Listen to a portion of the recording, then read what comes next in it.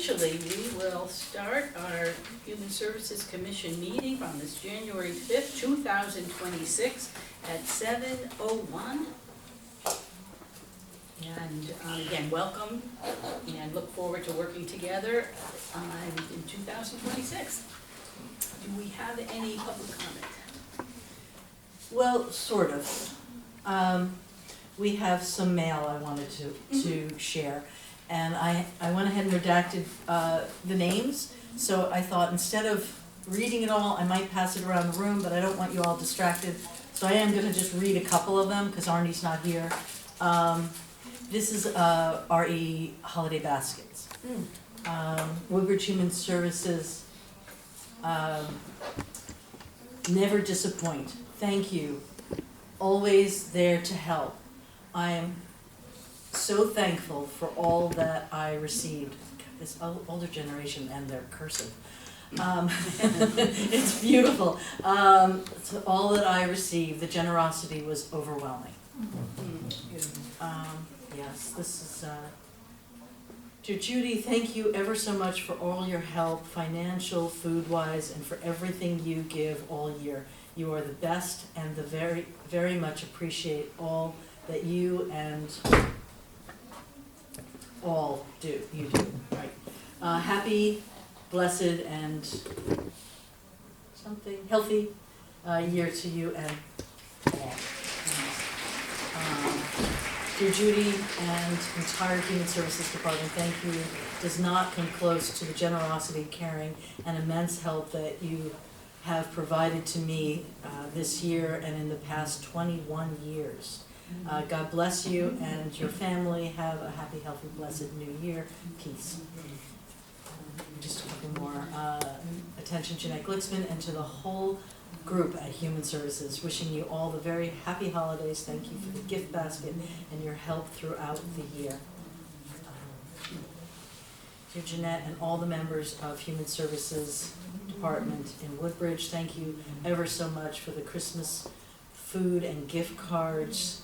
They come in wonderfully needed this year, and I very much appreciate the town's generosity in giving them out. Something you and your families are hoping you'll have a happy new year. Anyway, I wanted to share, that's a sampling. We did get some phone calls and in-person abundance of gratitude, and I think the basket program went very well, but that will be in my report later. That's communication. Thank you. Thank you. Wonderful to see people that take that time to, go the extra step to make sure you know that they appreciate you. Yeah. Okay, let's take a look at the minutes from December 1st. I'll make a motion to accept them. Do I have a second? Lauren? And let's take a look and see if there's anything we need to discuss. And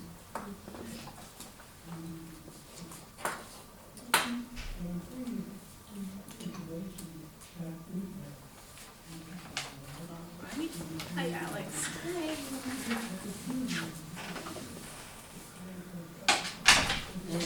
And all in favor to accept the minutes? I believe there were 2 abstentions, Alex and Viviana, I think were not here. So again, all in favor? And all in aye. Thank you. Thank you, Arnie. We hope you're feeling better soon. I'm actually fine. I'm just sniffling. I didn't want to bring it into the room. We appreciate your thoughtfulness. Thank you. Any additions to the agenda tonight?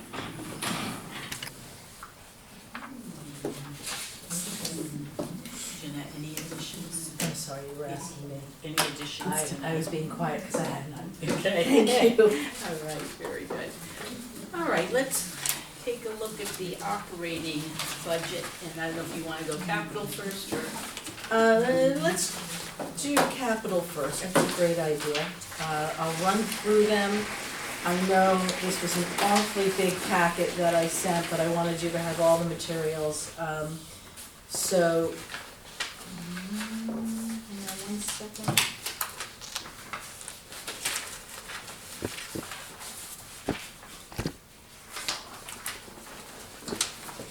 So, in no particular order, because I clearly didn't get them in order.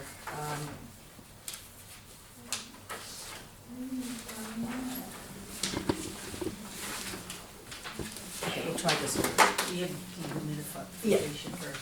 if it Okay. matters. So, we can start with that. Last year, we had dehumidification in the budget, in the capital budget. The sitting Board of Selectmen thought, this is a beautiful facility, and it seemed like a challenge to say, oh, let's wait until 2026 starts before we address this. So with that and contingency funds, they voted to get this addressed in the past year. It has not been. So, again, it goes into our capital budget, and we'll hope that they, even though it's partly a new board, we'll hope they recall, and we'll remind them that, if there's any contingency funds this year, this should be addressed. I think all parties admit that it was a failure of the design.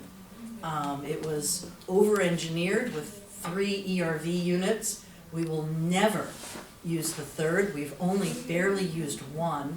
They're giant units that sit in the ceiling that transfer fresh air and send used air out to clean the air and to also provide for the humidity relief. Somehow, in their design documents, it has been determined that they were designing for a space that could hold an occupancy of 450 people. With tables and chairs, we're allowed 125. So, not sure where they got their information. It certainly wasn't from us. Clearly a mistake by the design crew. And in that it cost us extra money to get this done. So that's a problem. We're gonna need someone to come in to redesign a dehumidification system. So that's that. With no real clue about how much that's gonna cost, I threw $20,000 at it, because it has to be designed and then it has to be executed. Second, what do you have second? But you have some money for work and some money for design in that. Yes, that's how it's designated. Classroom remediation, former child care classroom. Classroom, no, 5 and why, I 15. put them in that order, cause that is, okay. So it also last year, no, the year before, we asked for this past year to have $20,000 to remediate a classroom upstairs in the child care center hallway. That request was granted. That was when the child care center was just beginning to make sure that it was gonna work across the street, and so it was a plan for the future.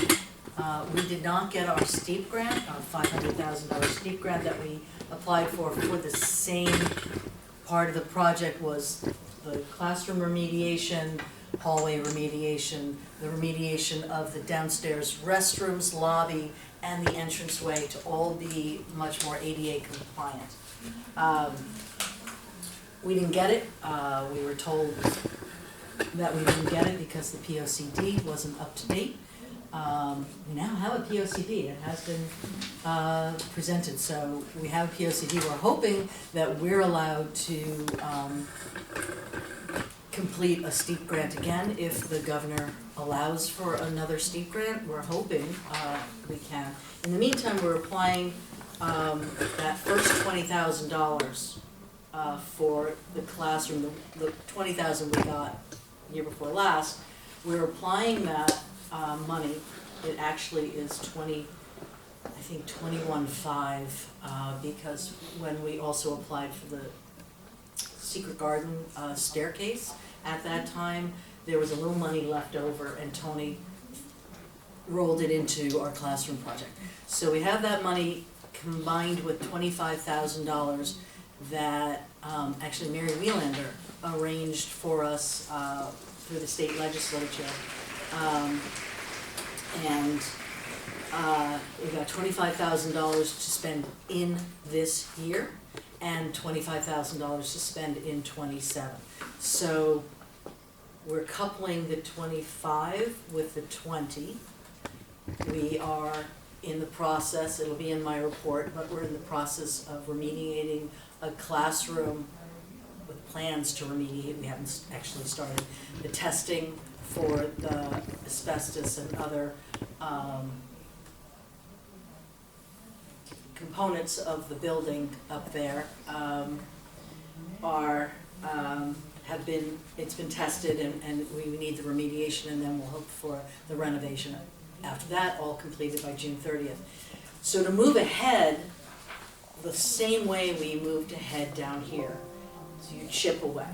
We got the ramp and the bathroom, and then we got some carpeting in here, and we got some paint, and they saw what this place could be, and then we got the grants. And so we're hoping with the same plan to chip away is to ask for another $20,000 to be paired with next year's $25,000 from the state legislature, and with hopes of doing a second classroom. The first classroom, you all remember, is for the senior recreation room with the pool and ping pong. The second classroom would be used as an expansion of the food pantry and medical loan closet. Still on the same floor. Everything in that hallway upstairs, right off the elevator. So anyway, that's request number 2. Well, yeah. Accessible vehicle. So the vehicles, our latest vehicle, which is a 2020, has completed its grant reporting cycle. You report for 5 years on it, and our 2016 vehicle has now 10 years on it. Not saying we're planning on getting rid of that, but we do plan to apply for a larger vehicle that can transport more of Christie's booming senior center, because it's very difficult when you have 50 people want to go on a trip and you only have seating for 22. So we're hoping to get a larger vehicle, maybe one that can seat 15 to 20, depending on what they have and how. Obviously, as soon as you go above a certain threshold, you need to have a CDL to drive it, so that would change some of the requirements of our drivers as well. But we remain hopeful that that's a good thing, and so we'll apply hopefully this spring in the cycle, and then we would get the vehicle the year after. What we need is, it's a federal 5310 grant, and we have a 20% match on it. So it's, bigger vehicle, little higher price tag, $85,000, 20% match on it, so we've requested, 18,000? Yes. 17. 17,000. Not on the spot math skills. Trying to do this sort of fast and fluid. I think we're just gonna vote on the whole package, if that's okay. If we can, Next one, we have refrigerator? Yeah. Okay. The refrigerator, as you know from our experience this year, it failed. Our commercial grade refrigerator in the kitchen, it failed. It is, what did you say, 9 years old? Yes. 9 years old, and it cost $2,000 to fix this refrigerator. They sell for around $7,000, so we used up the line item to repair it. It should have a couple more years in it, but the way this works is you hold a spot for something. So you put it in your capital budget. If you don't use it in the year ahead, you push it off a year, and you hope that you can continue to push this off for a few more years. And so that's why it's there. It's too much money to add to your operating budget. And then if you don't purchase it in that year, just goes back to the town and you don't get a chance to push it off. So that's why the refrigerator's in the Capitol. And then there's the center courtyard, right on that, and so with the vacating childcare center, it left the courtyard unused. It's a wonderful space. And seniors, families, it's a wonderful space. It needs to be leveled, it needs to have some, ADA compliance for use by many different cohorts. It needs some tree trimming. Cannot bring in a truck. It is completely building framed, or so you would have to hire someone who can climb and prune that way. And Adam is aware, Adam Parsons. At the very basic, our staff here could take down the playground equipment. Unfortunately, for another preschool, once playground equipment is set up, it can no longer be used in another setting. It would violate code. It gets set up once. But that's not to say somebody might not want it. I would hate to see it all thrown overboard. Some of it is actually pretty good. And we would want to level a little bit of it and get some tables, benches, and like I said, the pruning. So it's a minimal request. I had talked to, his name is Eris. He is the outdoor design liaison for Silver Petrocelli. When they were doing the work here, I took him aside and said, hey, what would this mean? And he was saying something about $45,000, and that was about 3 years ago. I think we just want to get it fixed up for use. And so $30,000, they can, I talked to Tony Genovese about this, and he said this is the exact reason we have capital projects, is to bring attention to an asset like this and to put it, in the back of people's minds that this is gonna need some work, and when we can, we should do this. So maybe not this year, but in the years to come. Leave that for everybody else to work on. So that's it, that's 5. My math is right on that, 5 requests. Are there questions about individual requests? It's pretty straightforward, and I did a lot of explaining just now. Right, and you've kept us up to date on several of these too over the year. What was that space used for when this was a school? Was it a playground? I'm not that old. Oh, I mean, That old. That's cool. But yes, I believe it was a courtyard playground. Remember, the police station wasn't always there, so it was open to the other green, side. I believe. I'm not originally from Woodbridge, so I do you didn't know get here what till the the basic, 90s. if you do it for the seniors, would there like be benches, just an area to go and sit and relax? Yeah, I think it'd be a combination of ADA compliant picnic tables where you can push a wheelchair up, or somebody who has difficulty climbing into a bench would have separate chairs around the table. I've seen them on multiple websites. A combination of that, regular benches. Maybe we do some fundraising like they do at the dog park, where people could, in honor of a loved one, buy a bench and have it installed. It's really a lovely gesture. It could be a garden. I should say a garden or Right, something. it could be. Christy's got ideas, so, and it's in, you can see the space from here, so you would Make it welcoming. yeah, and You have to get there, right?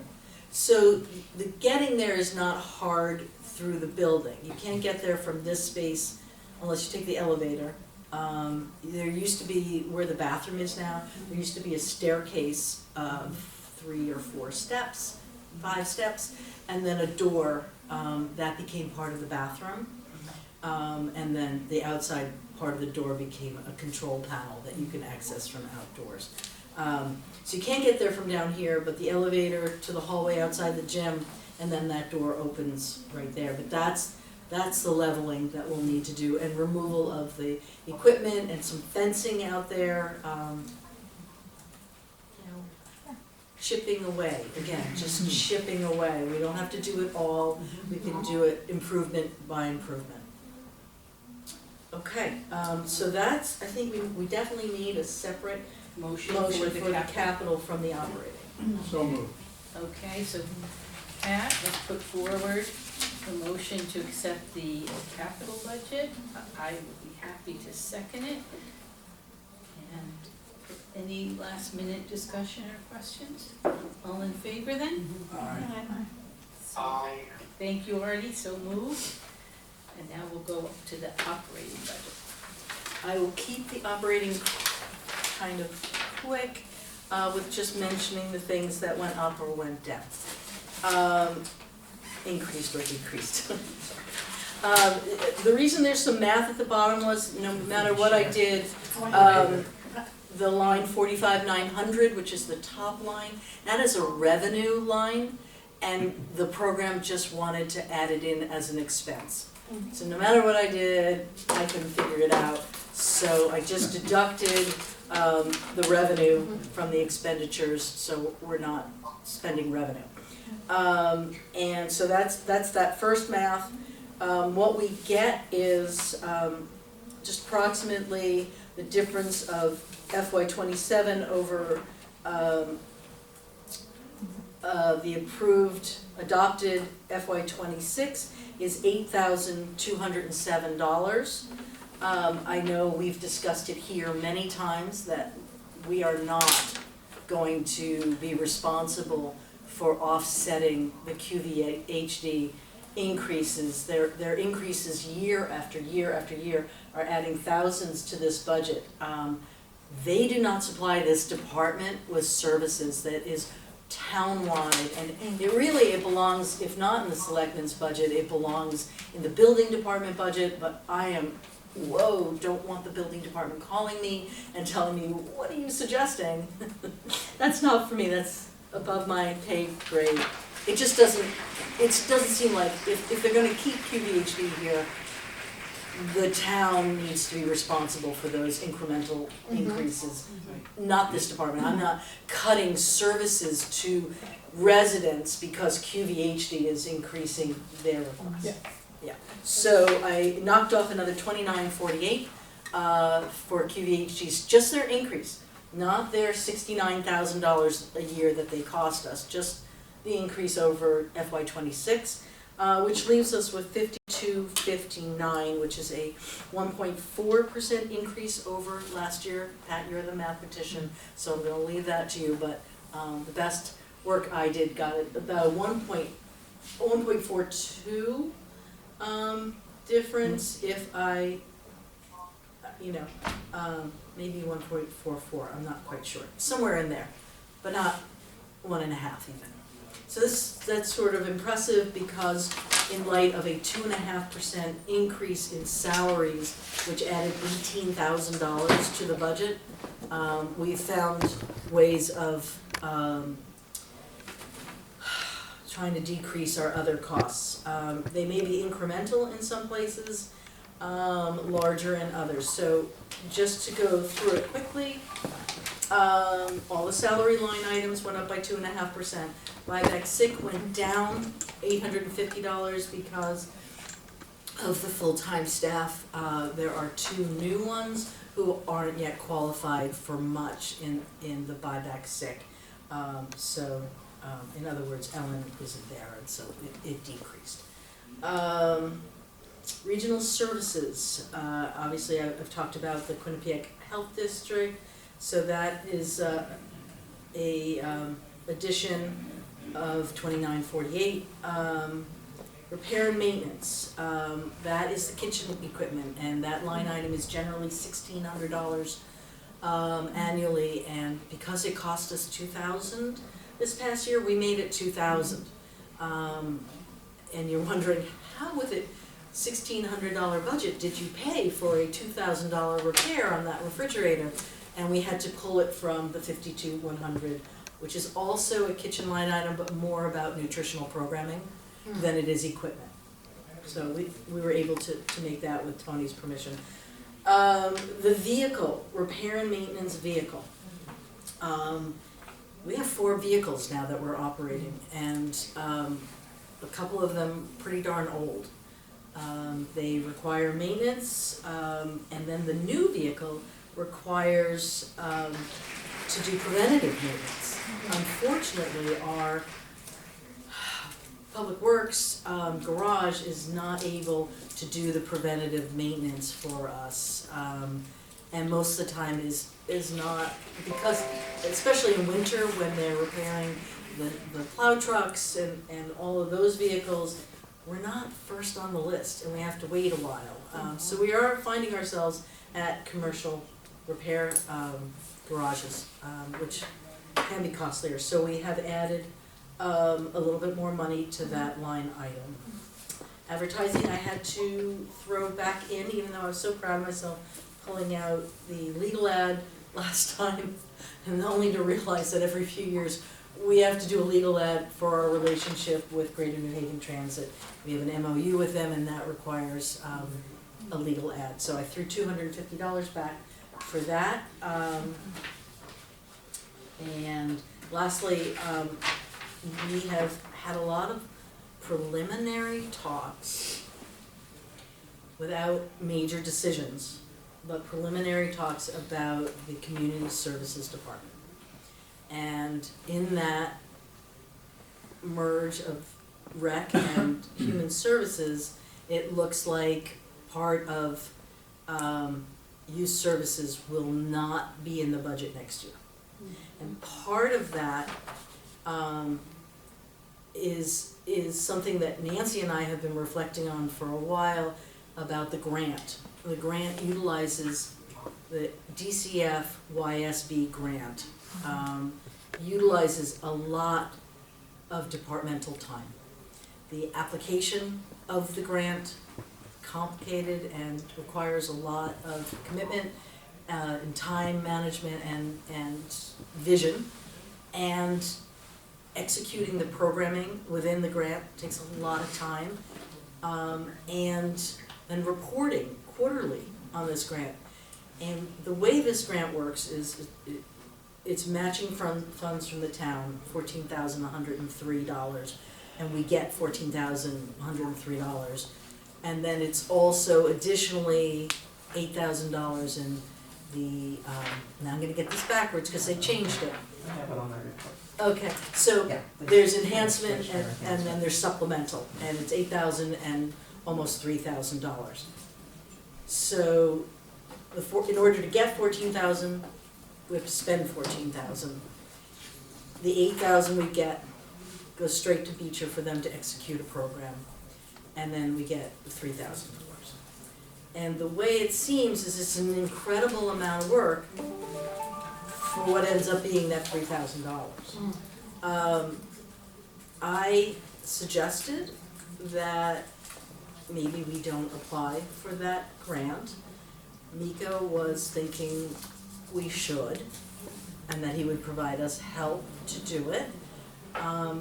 So in an effort to keep this low and having a 1.4% increase, I removed the matching dollars from the grant, which gets us to that very low $5,000 mark. Otherwise, it would be close to $20,000 over last year. I mean, think about it, $18,000 in salary increases alone. So we had to do something. That said, I feel kind of strongly that he might want to put it back in, but that's on him.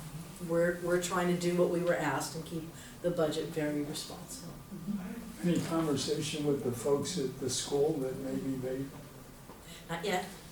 Right now, we're trying to get them to execute the program this year. And if indeed, Kathy and I spoke about this, and Nancy and I have covered it a little, if we go ahead and decide that we're not going to get the grant, it is probably not open to them to apply for this grant. But we're figuring, I don't know how to say this in the most PC way, but with their $23 million budget, they might come up with $8,000 if they value this program and wanna execute it themselves. And we're giving them time. Right. Because Hopefully we'll know, there'll be some decisions by the Board of Selectmen, and we'll know by, spring, whether we're going ahead with the community services, which no decisions have been made. All right, some decisions have been made. It looks like they're going ahead with it. Specifically how that will be is not known. I have met a few times, once with Mika recently, and then twice with Tony Genovese, to try and see how this can work, and at the same time protect what we do here with the most minimal intrusion, except that's not possible. The direction I was given, and I will just say this and quit, 2 years ago, the direction I was given was, we're not looking to save money, we're looking to create efficiencies. We're looking to make sure that we're not wasting any money, and that we're doing this effectively, all of this services work. The message I was given a couple of weeks ago was that has changed, and now we're looking to save money. Way different parameter, and frankly, not one I was planning for. So, I think that's about it. That covers everything that went down and went up. And you know where we are with the increase over last year. Questions? Arnie, questions? No, I'm good. Okay. So, I'll make a motion to accept the operating budget, and without going through every number, it looks like it's a 1.4% increase over last year. Do I have a second? A second. Vivian. So before we vote, and do you need to let it settle in? Are there any other questions or comments? It's pretty lean. All right, all in favor? Aye. Aye. So passed. And so I will just say, we can't keep cutting. We just can't, and provide the services we provide, and the important services at that. And so, Important services and services that are only in greater demand. right. Here's the thing. You could get rid of, I've said this before, you could get rid of all of human services, senior center, youth services, the library, recreation. And that would bring down our mill rate potentially 1 point. There's, 2/3 of this budget going to education, and we are small potatoes. And the $5,000, if they end up cutting us because they want us to be zero, it's gonna do nothing, absolutely nothing to improve the tax burden on the residents. So, we kill ourselves around here to reuse Post-it notes. And I am not kidding, right? So, they do everything, and they work really hard, and we provide a lot of services with very little. And I think it's known. I don't think that's a surprise to anyone. Maybe new members on the Board of Selectmen might not know, but we'll see. We'll tell them. And when it comes time for The budget presentation. at the end of this Yeah, month, I I think did get there's the two, dates. there's 2 dates. Well, there's We'll let- 4 dates. Sorry, Arnie, are you still there? I'm using my phone. There's January. Okay, so the 2 dates that I chose were the 2 middle dates. We don't wanna go the first night, they're just figuring out what the heck is happening. And we don't wanna go the last night because they're absolutely exhausted. So I use the first date is the no, the second date is the 22nd, and the third date is the 27th. My preference is the 22nd, because I have an anniversary celebration on the 27th, but, you know. Well, when we get our slot, then we'll let you know, because I think it was very helpful last year. We had quite a few of you behind us. Yeah, it was great. And I think that does make a strong statement. You said the 22nd is your first, That's my and the preference. 27th is. Second, yeah, Talking January. January. yeah, coming up, yeah. Okay? So we have a vote, We have a vote? we can move on to youth services? Yes, we can. Do we vote? We did vote. Yep. Yeah. I just wanted to mention some holiday giving that we had this year and some ways we help our families. The Shop with a Cop program is run, it's a kind of a grant program from the Reach Foundation in Farmington, and every year they let us know how many applications we can have for our families. So we can get a $150 gift card that we can give to a family, but we have to put in an application for one child in the family. So this year, we applied for 5 gift cards and got them to it for a total of $750. So we had 5 families get $150 towards their holiday shopping. I'm sure they appreciate it. I know they did. Toys for kids, we collected toys, mostly in the library. I think there was one toy at the middle school. I don't think there was anything here. In fact, I have to remove the box by the gym, but the toys were valued at about $1,229 that went to team, and it does benefit some Woodbridge families as well. Mostly families in the valley, but definitely Woodbridge families as well. Santa and Mrs. Claus went out again and delivered toys to about 40 kids this year of our families, which is tremendous. And money for those gifts is donated by a few residents and fire department. So kudos to them this year. I really appreciate all that they do. And I don't think people realize, what it means to these kids when the fire department comes out with their fire truck and it's all lit up and the kids are looking out the windows. It's really sweet. And some of the families have cookies and hot chocolate out or whatever, because they're just so excited about it. Artie Dixon, who some of you might have heard, but he is a local drummer. He's from Orange, and he has played in all kinds of bands for people like Genesee and whatnot, but he does a huge party every year. He does a couple of things. He collects food at one point and used to deliver food here, but then he does this one big party this Sunday before Christmas, and everyone who comes, there's about 500 people who come to this party in Bradford, and everyone donates a toy.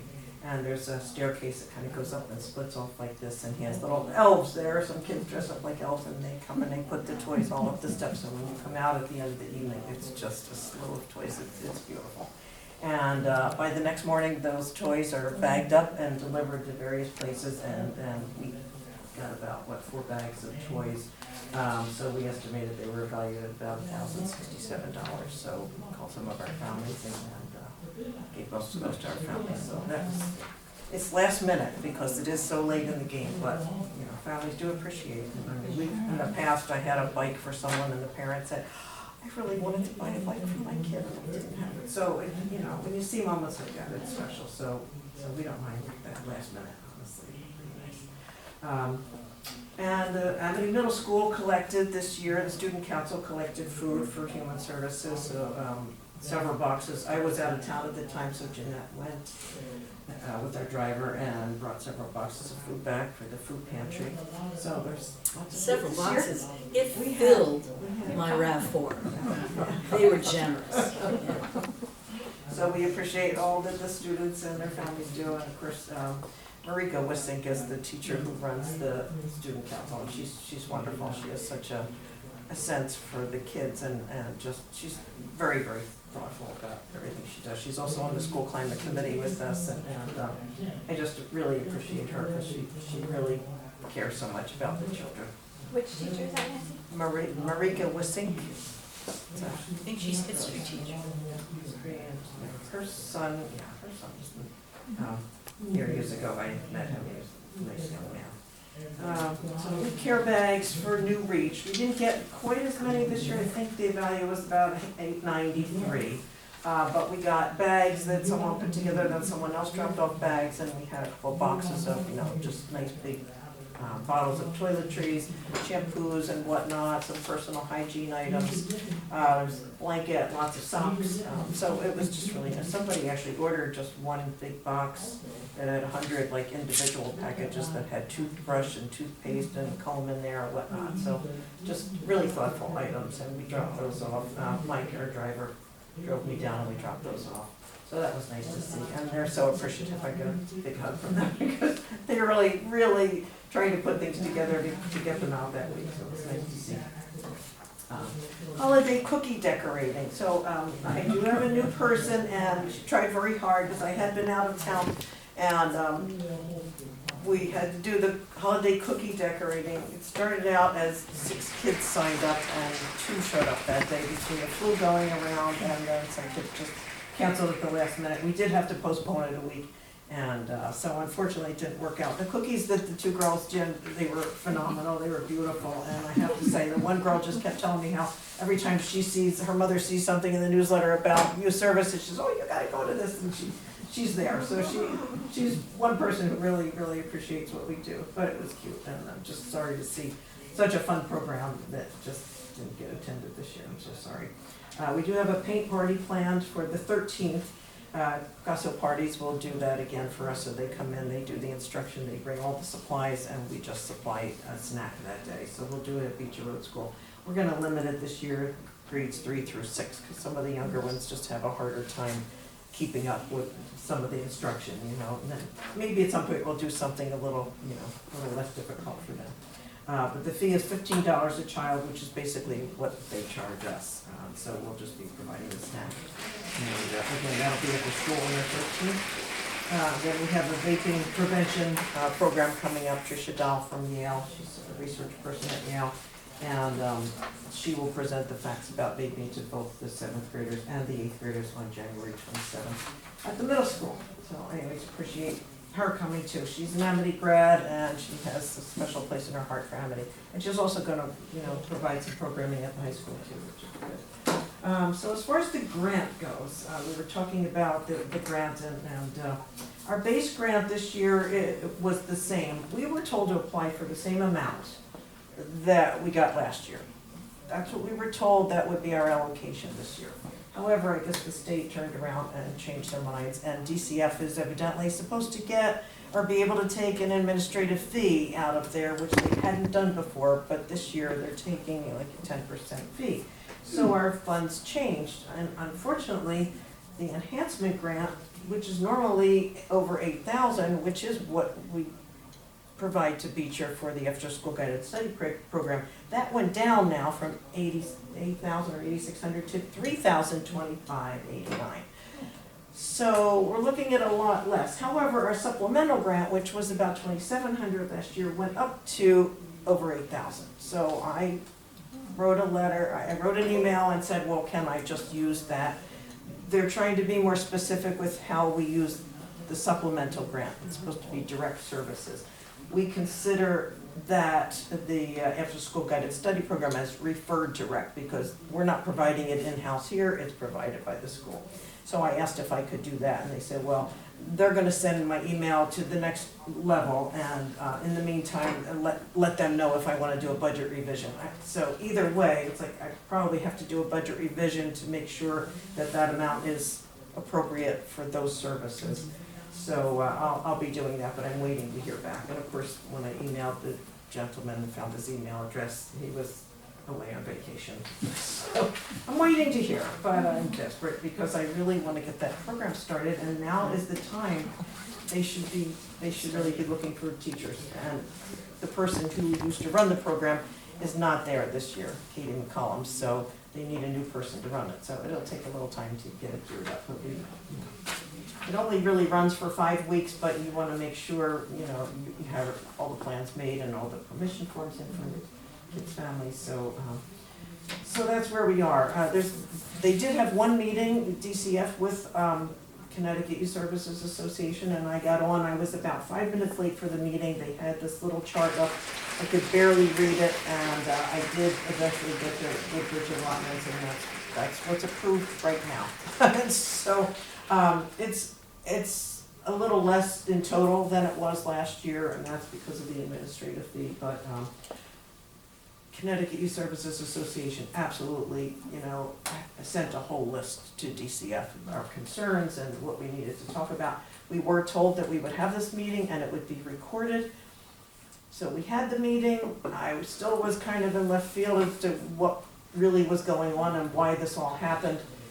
And we knew there would be more questions, and then at the end of it, they said that the meeting was not recorded, so I couldn't even go back and review it again. A lot of people missed that meeting, it was in December, and they assumed they'd be able to get on and see it, and I'm really very disappointed in the way it was handled. So, CYSA, the Youth Service Association, is still pushing to get some more answers, so, and they wanna know how we're gonna train the rest of the people who did not make that meeting, because it's only fair. People don't even understand what's going on, and I think it needs an explanation. We're halfway through the year, and people's budgets have been approved, municipalities have voted on budgets, and to find out mid-year that you don't have what you had before is a little I upsetting. think one of the other questions we might ask, it just dawned on me, is if they're taking 10% to DCF for administrative fees, is our match less?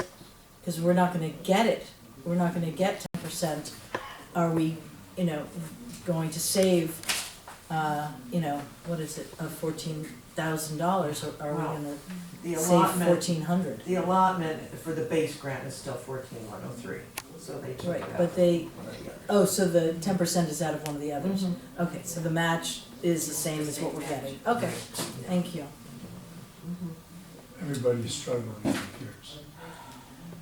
Right, but there are, as Nancy said, there are communities where that money has been contracted. Right. And so to tell her after months of work that, oh, by the way, we're drawing back 10%, we may not have spent it, but other towns have, that's really problematic. They're just moving it from one area to another. I said, was this a mistake, or is this supposed to be happening, or what's the logic behind it? I haven't really Do been told they the have logic different behind it. sources for their money? Well, they Do said get it's money from coming the through- feds and then, It's coming through, they said what is it, TAN? Oh, Is it temp? You Yeah, know what I'm temporary assistance community family. it's, yes, and so, I don't know if there's just different restrictions on it, or Okay. it's, Okay, so well, I'm waiting to hear, I'm just waiting to hear more information, and I'll, maybe next meeting you'll have Hopefully, something else to. Yeah, an because update. I don't have a phone number for this person, but I do have his email address now, so I'll send a follow-up. Thank you, Nancy. on You're welcome. I'll make a motion to accept youth services report. I'll second it. Janet, okay, Alex, you get me.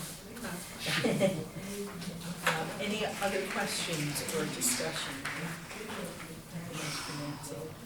Okay, all in favor? aye. Thank you, so passed. We'll go on to the Woodbridge Center. So to highlight a few of the programs in December and coming up in January. In December, we had a holiday centerpiece workshop that was provided by the Garden Club. We had a full class of 28 attendees, and it was not short on energy. There were cuttings everywhere, and there was great energy, and one of the participants stopped in the middle and looked around and just started laughing and said, "This is Hell's Kitchen Centerpiece Edition." It was just controlled chaos. But at the end, everybody had a beautiful centerpiece, and they were all different but equally beautiful. The garden club's just amazing. And coming up in January, we will have beginner mahjong and beginner canasta classes that will be offered by volunteers. 2 different volunteers. The mahjong is open-ended, the canasta is limited to 6, and that's full with 5 more people on a waiting list, so there will be another class offered after this session. The American Red Cross and Yale New Haven Health will offer a hands-only CPR course in January. I think Jeanette mentioned before that she worked with Jen at the library to come up with several hands-only CPR classes that will be offered at the library and at the senior center, and also to staff at Jeanette said. Could you explain what hands only means? So not doing the Not mouth breath. to mouth. Ah, okay. I think this science has changed, that it's the circulation and the pressure is what needs to happen more importantly than the breath. It goes back and forth. So we train every 2 years, and some years we get the hands only, and some years it's a combination of the two.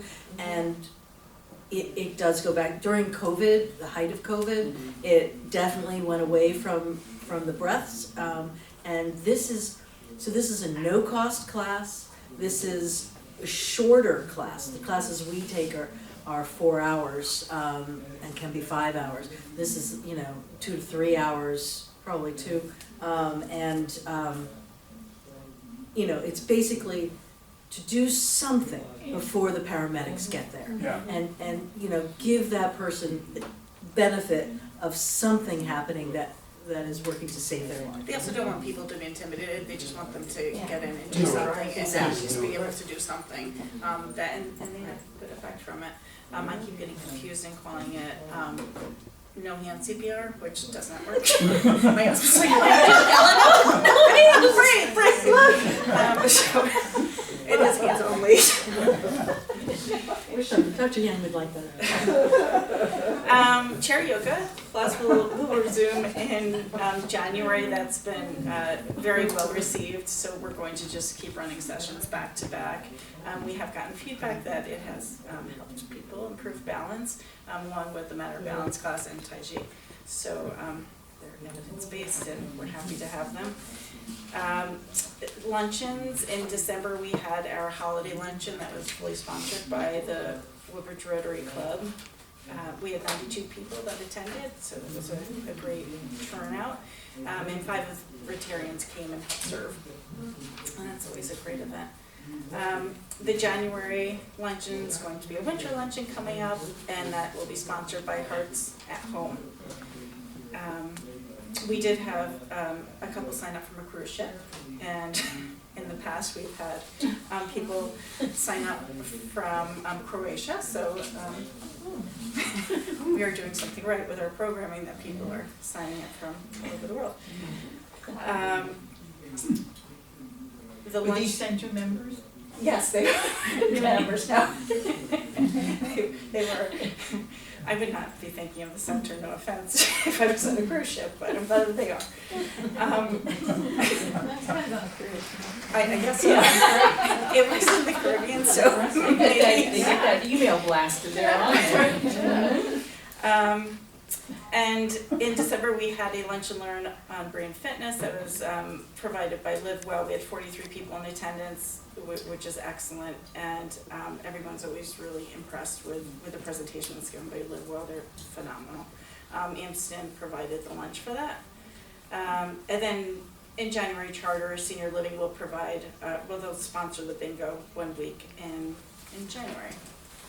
And then in my report, if it's easier to see the numbers on visual, so for me it is, I just listed the membership dues that we collected and the subscription for the pickleball dues.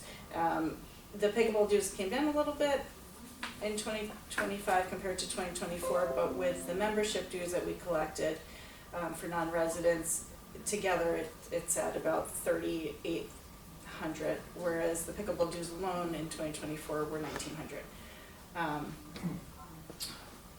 And then as far as attendance, December was 760 attendees, but we were closed from 12/23 through the end of the month, so that kind of offsets it a little bit. And November was about the same, but again, we were closed quite a few days. So even with that, and October was 1,050, we still would be on track for 10,000. And typically the months are higher than that, 750-ish. And then the only other thing that I wanted to mention was as you well know, is budget season, so in gathering the information for Jeanette. Donations and sponsorships in 2025 was, for the center, was $21,700, a little north of that. In kind was about 11,000, so monetary would be about 11,000, which. Is that in this report? No, it's Yeah, not. So it's actually in my letter of transmittal, which I did not send you all. And as soon as I stop correcting it, I'll send you guys Was a the copy. center teased out, or was it, I thought it was Yeah, everybody? so, no, I teased everything out to the contributions collected from the transportation program, donations, sponsorships of the Woodbridge Center, Okay. including goods and services and grants to the center. Right, so it is teased out. It will When, be in writing. yeah, so it's in motion, this document just keeps changing. But it should get set tomorrow, and I can send it to you guys. One year there was a pretty colored graph, and I With thought attendance. spoke a lot, and then I don't know if it's attendance this year or the contributions that you work in the partnerships that we should highlight and something So that it someone doesn't sees So, quickly. so the attendance, it's very much, you know, so we didn't have a full-time person, and we had staff deficiencies. That's a bad way of putting it, didn't have a full staff. We were also closed. And we were closed in for a March. month, Yes. for the Well, not closed, asbestos. but it was. We weren't closed, but we were moved out of our location. So, the numbers very much similar to last year, and the chart is fine, and we will use it, but, also, I wanna point out with staff being, not a full staff, Christy is challenged to do the work that she does, getting the sponsorships and working with the community partners. It's really time consuming. You have a relationship with, say, Amston or Hamden Health and Rehab. And then that outreach person, their liaison changes. It's just a job, you know, so she has to create a new relationship. She has to work back and forth with them. Correct me if I'm wrong, but the reason, you know, we're not highlighting that to the extent that we could be is because it's the same as last year. It's not a, I just wanna add also that at some point, we've discussed this, you're not gonna keep growing No. and growing, like, it has to be okay to maintain it. has to be, because we just didn't grow the building, right? And we're not growing the staff to have like a program coordinator. or- But I still think it's a positive statement that you've maintained it Right. in a pretty tough year for a lot of these other Exactly. businesses too. Exactly. So I think we should still look to highlight that. Yeah, we definitely can. And even though we were short-staffed and other factors, I did put in a lot of extra hours so that, you know, it did kind of add to it, which is not a coordinator, so. Any questions? It's a double-edged sword. She puts in a lot of hours, and they don't want her putting in a lot of hours. So instead of, you know, rewarding putting in all those hours, it's, you can't do that. Well, now we have So staffing, so. Right, it so was- you have to do sometimes you less. have to, Sometimes you just have to do less. Okay, I will make a Great motion report. to accept the Center, the Woodbridge Center report. Second. I was giving you a chance, I'll okay. Who seconded? Alex. Alex did. Okay. And any other comments or questions? All in favor? Aye. Kathy, Alex? Yes. And on to human services. Okay, so we are not kidding that you approved at the November special meeting a driver who then turned around and decided she didn't want the position. Only to approve a driver on December 1st. who wanted the position, but the motion was contingent upon her references and background check, and the background was fine, and she's a lovely woman, but her references were unacceptable. And at a certain point, there are red flags, and you just can't move forward. So we parted ways amicably. And Christy and I met today to look at some of the other candidates. With the amount of stuff that went on today, I didn't have a chance to actually execute what our decisions of outreach on those backup candidates. But by the time we meet again, we'll hopefully have at least either contacted, worked on getting another driver, or reposted the position. 'Cause we even went so far as to posting on the Moms of Woodbridge, Bethany, and Orange, hoping that somebody would know somebody looking for a part-time position. But it's after the holidays now, and We're gonna repost. good time to do it. Yeah, and we're gonna put it on Facebook for the town. So hopefully somebody will say, hey, my neighbor is looking for a part-time job.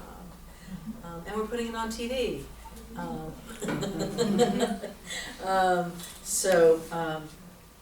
Disappointing. Yeah. The holiday basket program was terrific.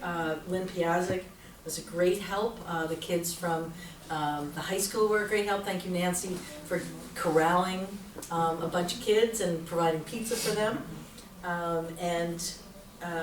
We had 49 families this year, up from 42 last year, so I just want to point out that this really only goes in one direction. And the generosity of our community is incredible. The baskets were beautiful. Thank you to those of you who sponsored a basket. The various departments in town also sponsored baskets, and regulars came back again for another year. Angela learned a lot of the process, so she'll be taking on a lot of that next year with Judy and myself. So that was successful. The food pantry took in so much food. It was very generous. Between the middle school, the high school, we had no idea they were even collecting, and Surrey-Brook School, individual donors, church across the street, First Church of Christ. We took in a lot of food.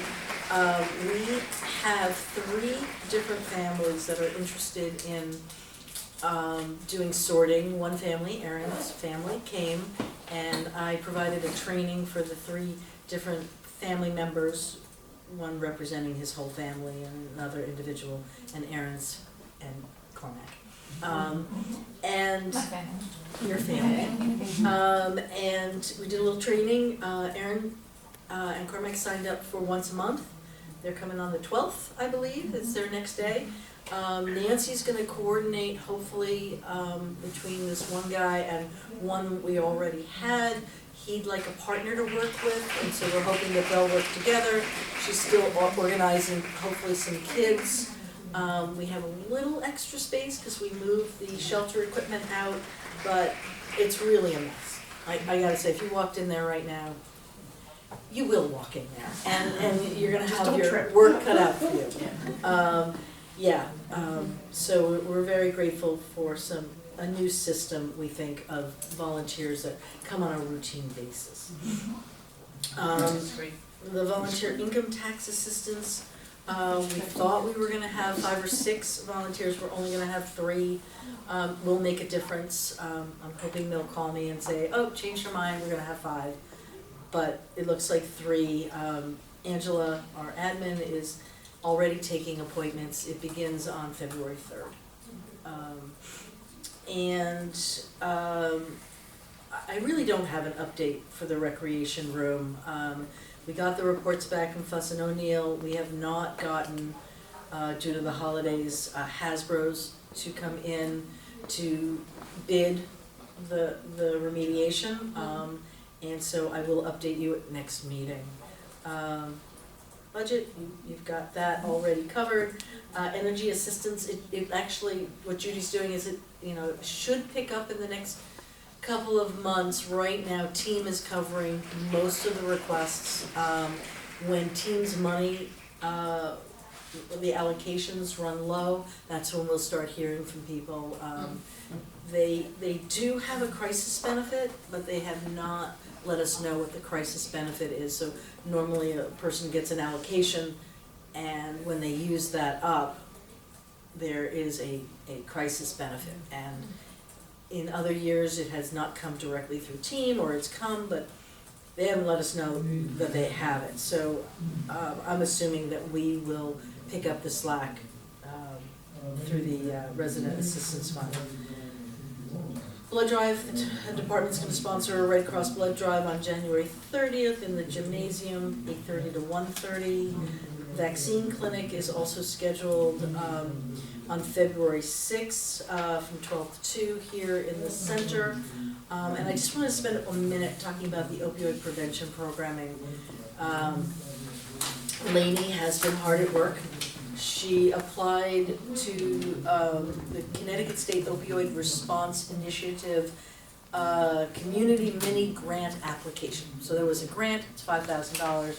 She applied for a little over $4,000 in upcoming programming that she's gonna plan. And she has these two programs you might have seen advertised. One is January 22nd. It is,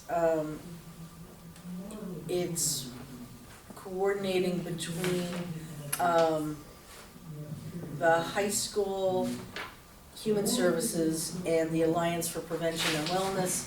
It's hidden in plain sight, and it will be here in the senior center, and it's really just in plain sight, and it really, you know, you go into a teen's room and there's a hairbrush and you don't have any idea that there's a compartment in there with their vaping supplies. Or a Coke can that they ordered off of the internet that's actually a container for paraphernalia. You know, and so this goes through item by item that describes, you know, what are you looking for? What are the signs other than, you know, behavioral? And the other training is a naloxone training, and that will be at the library, and not only are participants gonna get free naloxone, but they will also get test strips. So that is a lovely training. I'm actually hearing feedback. One of my seniors, one of our seniors, emailed to say she was so excited. She's taken the naloxone training before, but never learned about these test strips, these opioid test strips. So, you know, if these kids are going to experiment, at the very least they can test what they're experimenting with to see if it could be fatal. Which, you know, we want to encourage people to do that kind of prevention on their own. Well, they the ones that detect fentanyl? Fentanyl, yeah. Okay, so I just wanted to mention, Lainey's off to a good start, and very excited about her programming. Good. That's it for me. And I like the partnerships too, with the community members. Right. I think that will bring more people. And I like that she's doing a training here in the Woodbridge Center. I think it will bring a lot of people. And it's the Amity community. So it, you know, if somebody has a friend and they live in Orange, they're welcome to come to that. Excellent. Well, I'll make a motion to accept the Human Services report. I'll take a second. Karen? Any other discussion or questions? All in favor then? Aye. Aye. Thank you. So moved. Jeanette really did explain where we stand so far under my report for Community Service Department. I was not part of the meetings, I think the two that maybe Jeanette's had since the last time we met.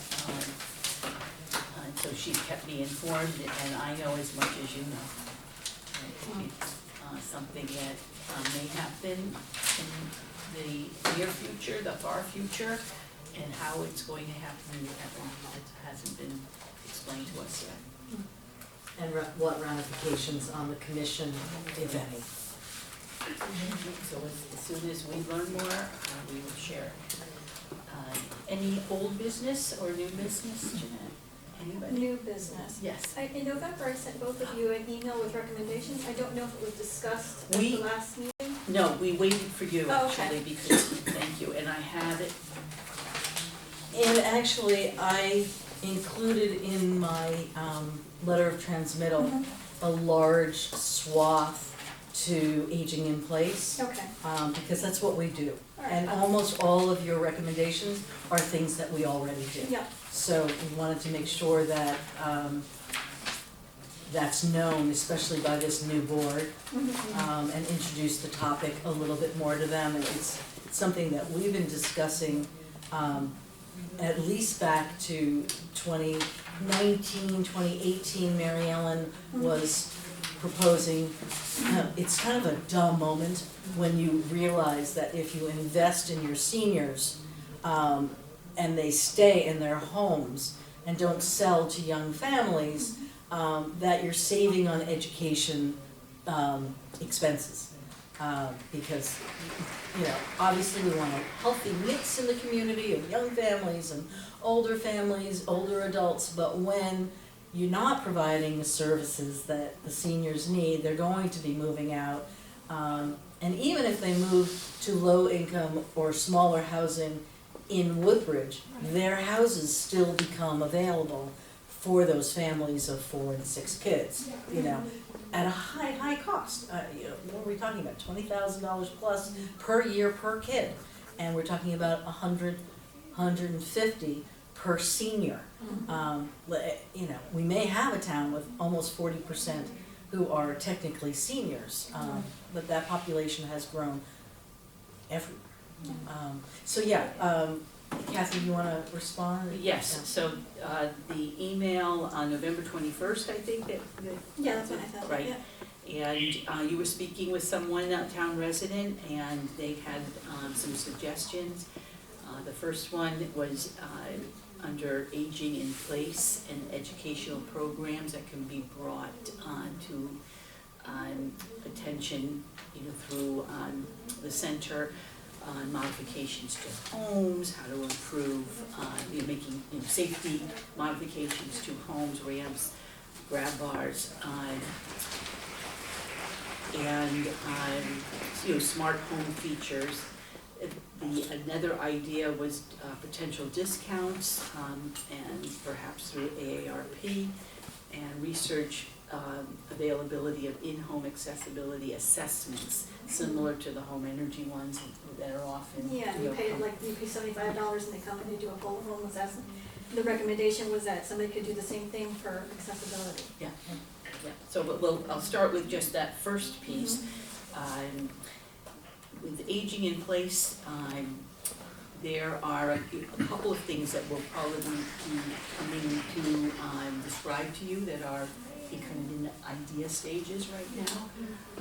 It is, I think, at the forefront of what we put forward in our POCD, our human services, and we have things there that we're going to be able to anchor, to you know, bring to the community. I don't know if there's anything specific that we can talk about now, but I know that we have some ideas. Well, the Amsden. Yeah, I was just gonna say, we've had programs regularly from AMSIN, which does everything that's listed here about grab bars and handrails. They come in and they do assessments in the house and suggest ways to make it safer, along with many agencies also do that, where they go into the home and assess and see ways of making it safer. So then, if the resident was on the email blast, they would see that being advertised. Correct. Correct. And then And by agencies, I think you're referring to, should you be hiring a in-home care provider? They're gonna come in and start looking at throw rugs and other potential trip hazards, grab bars, all of that, and make recommendations too. Right, and some of them do it without even needing Charge to, it. to hire them as a, Right. assistant care provider. And then the AARP for the potential discount programs, a lot of what we do offer things that are discounted, and we work with AARP, like the safe driving courses and stuff have the discounted driving classes. And then just as far as the energy assistant, we have UIN regularly, and then they actually, the last time they were here, they focused on offering the energy assessment that you mentioned for the $75, and several people I did sign up. think what this person was proposing is not the energy assessment, but an accessibility assessment. To go around your house and tell you, oh, move that carpet, oh, you need bars here. Right. You need to create a ramp there so you can get in. Right, so two different things. They're two different Right, things, I yeah. understand, Okay, I understand, okay. but you mentioned before the energy assessment. No, like as the a $75. comparison, I was comparing the assessment that was recommended by this individual, Oh, okay. similar to the Okay, one how that's, they- I yeah, understand. yeah, Right, we'll right, take right. it. And I Right, remember, right, I remember a which is couple good, of assisted livings had a home care program where the first thing they did, and you're not living there, so you're not getting charged the, $5,000 a month, but they had, sort of a preliminary relationship where they would come in and help you do those assessments. And I know that there's some, when I was working, there were some organizations that came in to do that kind of assessment if you had a child with a disability in the house. So, that'd be worth The looking. services are there, I guess Right, you just have Yale to tap had into it, that's yeah. a fall prevention Yeah. program where they Yeah. would come to the house with an EMT and a nurse. And they would have you do the sit-stand test, so to see if you could get up out of a chair, to check for carpeting and trip hazards, and it was all fall prevention. They no longer do it, but I believe we can, start looking for other partners for that kind of inspection. They used to actually give a $25 gift card to anyone who would accept them coming to the house, because it's such a savings later on. Falls are such a risk and a health, a health risk that to do the prevention only makes sense. Yeah. And I had looked to see if they were continuing that program, I couldn't find it, so it's a good idea to bring it up and to see if they're offering it again. I think during the pandemic, it kind of Right. went by the wayside, so. Are we a good there's source one- for that Yes. information? I mean, somebody has questions that we run into in the community, we just say, call Christie? Is that? Sure, and I frequently will reach out to Judy if it's Yeah. something specific for a specific case. Okay, Yeah, absolutely. okay, all right. And then there was a second item about youth educational programs, focusing on the dangers of AI, the internet, social media. Concerned about, hearing cases of teenagers who are in distress and leaning on, social media or AI for direction. And the chatbots and I've the been looking- suicide. Well, things, I talked to the Yeah. principal at the middle school, we discussed trying to get a program. Yeah. And one of the workshops that I attended at our Connecticut Youth Service Association conference this year had to do with that. There were two people, there was a counselor and there was a woman who uses AI frequently, so I'm gonna get in touch with them and see if they do a program and what they would charge, because I think it would benefit really, anywhere from like fifth grade and up, these Mhm. kids, they're doing all kinds of Yeah, things. stuff that we don't even know. Yeah, Yeah.